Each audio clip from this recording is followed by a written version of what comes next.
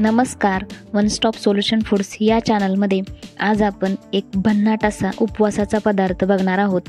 आणि हा पदार्थ आपण साबुदाणा किंवा भगर न भिजवता न भाजता बनवणार आहोत।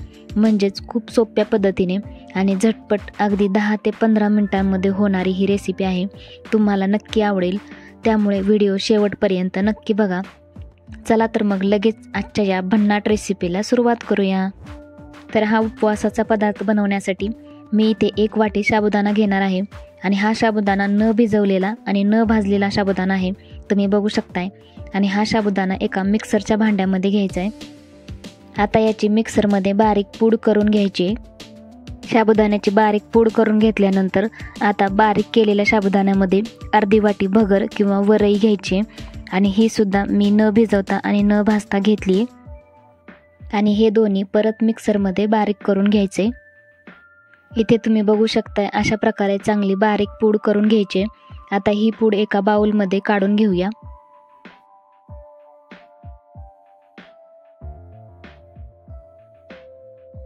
आणि आता यामध्ये अर्धी वाटी शेंगदाण्याचं कूट घालायचं आहे।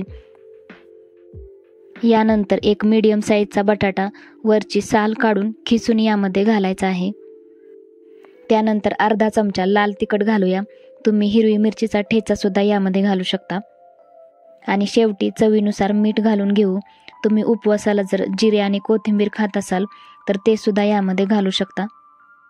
आणि अगोदर हाताने हे सर्व मिक्स करून घ्यायचे आणि त्यानंतर यामध्ये हळूहळू पाणी ॲड करून याचा गोळा मळून घ्यायचा आहे। आणि एकदम पाणी न ओतता हळूहळूच पाणी ॲड करायचे।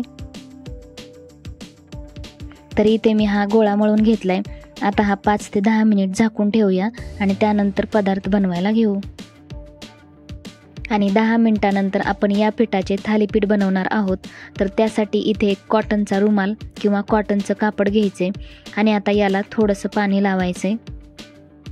आता आपण जे पीठ मळलेलं होतं त्यातला एक छोटा म्हणजे चपातीपेक्षा थोडासा लहान किंवा चपातीला घेतो तेवढा गोळा घ्यायचा आहे आणि तो अशा प्रकारे या कॉटनच्या कापडावर बोटाने थापायचा आहे।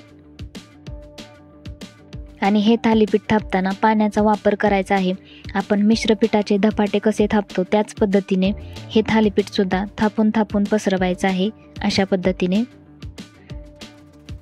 तर इथे मी हे थालीपीठ थापून घेतले। आता भाजण्यासाठी तवा चांगला गरम होऊ द्यायचा आहे आणि तव्याला तेल लावून घ्यायचे म्हणजे थालीपीठ तव्याला चिकटणार नाही।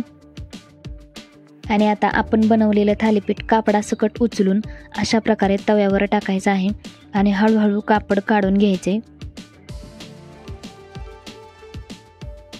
आणि आता खालच्या साईडने थालीपीठ भाजल्यानंतर वरून थोडंसं तेल लावून घ्यायचे आणि दुसऱ्या साईडने टाकायचे आणि दोन्ही साईडने बारीक गॅसवर छान असं खरपूस हे थालीपीठ भाजून घ्यायचे। आणि एक लक्षात ठेवा, हे थालीपीठ बारीक गॅसवरच भाजायचं आहे, त्यामुळे आतपर्यंत थालीपीठ चांगलं भाजलं जातं। आणि दोन्ही साईडने थालीपीठ छान असं भाजल्यानंतर एका ताटामध्ये काढून घेऊया।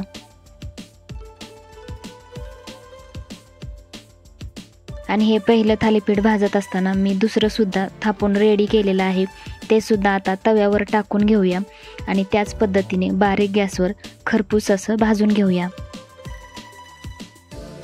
आणि बाकी थालीपीठ सुद्धा थापून आणि भाजून घेऊया। तर अगदी कमीत कमी साहित्यांमध्ये आणि झटपट आपण उपवासाचे थालीपीठ बनवले। तर तुम्ही सुद्धा हे उपवासाचे थालीपीठ नक्की ट्राय करून बघा आणि हे थालीपीठ दह्यासोबत खाऊ शकतो। तर आजचा व्हिडिओ तुम्हाला कसा वाटला ते मला कमेंट करून नक्की सांगा। तसेच व्हिडिओला लाईक करून शेअर करा आणि चॅनलवर नवीन असाल तर चॅनलला सबस्क्राईब करा। चला तर मग परत भेटूया अशाच एका नवीन व्हिडिओमध्ये। तोपर्यंत bye bye. Thanks for watching.